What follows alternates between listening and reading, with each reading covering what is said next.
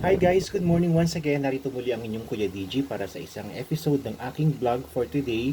At ngayon guys ay weekends na naman. Araw na naman ng Friday. Para sa lahat ng mga estudyante ay masaya ang araw na ito dahil bukas ay wala na silang pasok. Pero sa aming mga trabahador, ito po ay isang loaded na araw dahil bukas ay marami kaming mga linisin or mga deep cleaning activities. Guys, ang aking breakfast actually ay isa po siyang pagkain na kung saan ay hindi na kailangan ng masyadong effort dahil siya ay isang sopas. Ayan. Sopas na creamy guys at kape na hindi puro dahil siya ay may creamer at less sugar para healthy pa rin guys. Samahan pa rin natin ng special bossy hotdog. Yan. Kaya mo ba po? Yan. At ibinabalik sa matagal na pagkakataon na hindi ko nakakasama sa aking vlog ang aking my one and only Habibi. Good morning guys! Eto na, Nabis niyo bumabalik siya, na no? ako. Pero nakikita nyo naman ako sa likod ni Habibi. Background.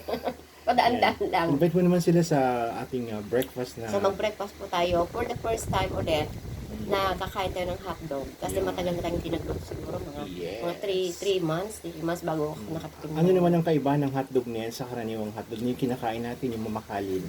Pareho lang. Pareho lang. Pero wag guys ha, sinasabi ko sa inyo na huwag araw-arawin ang pagkain ng hotdog. Yes. Kasi masama sa health yan. Oo, yan. Cancerous. Ba't kayo natatawa? Hotdog ang sinasabi ni Habibi. Kayo talaga green-minded kayo ha.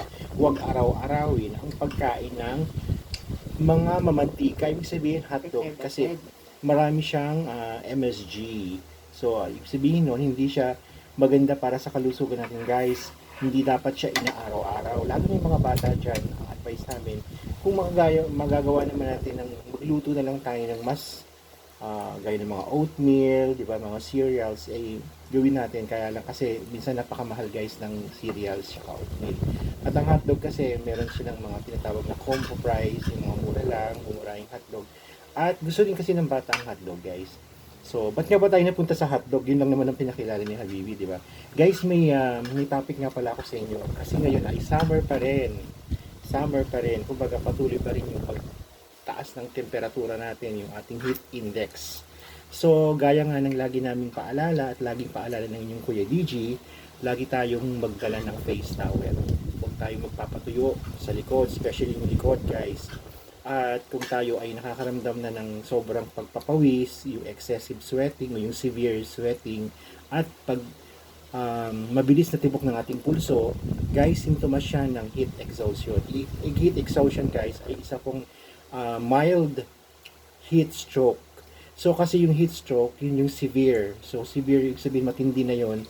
Pero ba't pa natin papaabutin guys sa heat stroke? Yun pa lang sa sintomas pa lang ay first aid po natin guys ay para maiwasan ito ay huwag tayong magbibilad sa ilalim ng araw. Lalo na yung kainitan, yung 12 o'clock noon hanggang 3 o'clock. So sobrang init yun guys.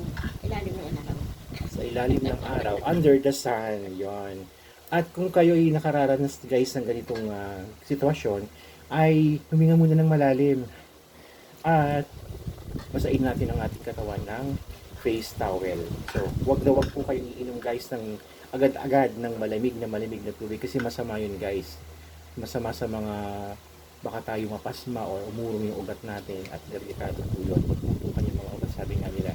Kasi sobrang ipaga natin kapag binuhusan natin ng tubig, diba, umuusok siya. So, avoid. At kung magagawa natin, uminom tayo na guys ng maraming tubig kasi yun ang iniiwasan naman natin ay ang dehydration. Yung dehydration guys, yung pagkaubos ng ating electrolytes sa ating katawan. Yung electrolytes guys, yun yung nagbibigay ng energy. Bakit tayo nakakatayo? Bakit tayo kumikilos na? May energy tayo kasi pag yun ang nawala guys, manghihina tayo. Kaya avoid dehydration. Kumain tayo ng mga prutas na mayaman sa tubig gaya ng pakwan, ng melon, singkamas. So, at uminom tayo ng maraming tubig. Kung 8 glasses of water before, ngayon gawin natin marami pa sa 8. Mga 10, 12 glasses of water para tayo ay hindi mag-dehydrate. At regards nga pala, binabati kong lahat ng aking mga followers, ang Team Sodexo, ay binabati ko ulit ang aming mga kaibigan dyan sa planta, si Sir Jem Condes. Yan, Sir Jem, binabati kita ulit. Salamat sa iyo at napakabait ng taong yan. At si Sir Anthony Layson, ang Tonton TV guys, supportahan niyo po at huwag niyo pong kakalimutan ng kanyang mga vlog. Meron kasi siyang pinupromote, isa pa siyang page eh. Ang kanyang mga binibenta doon guys, nakita ko lang last time, ay mga vintage na laruan. Mga jeep-jeepan, mga tau-tauhan. Mga vintage guys, yung mga ibig sabihin, galing pa ng Japan, mga silang na yun. At ang ating mga kamag-anak dyan sa Alicia Isabela, of course, ang ating mga kamag-anak ang Ubungin at Ursua family.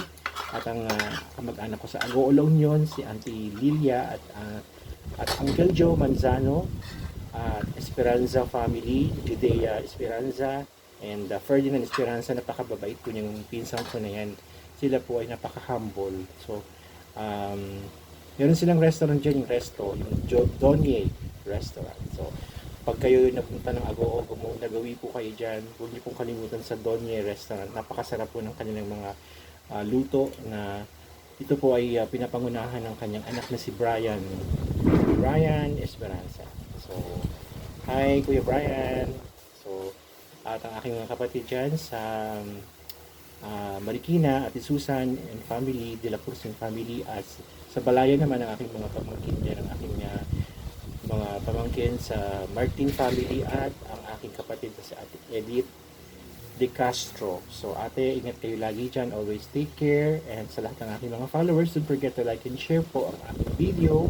Sana lagi yung supportan ng inyong Kuya DJ para patuloy akong magawa ng mga inspiring video regarding health, beauty, adventure, cooking, and many more. Till next time, ako at ang aking bibi ay nagpapaalam sa inyo at nagsasabing magmahalan tayo at huwag ma-stress. Goodbye! God bless po!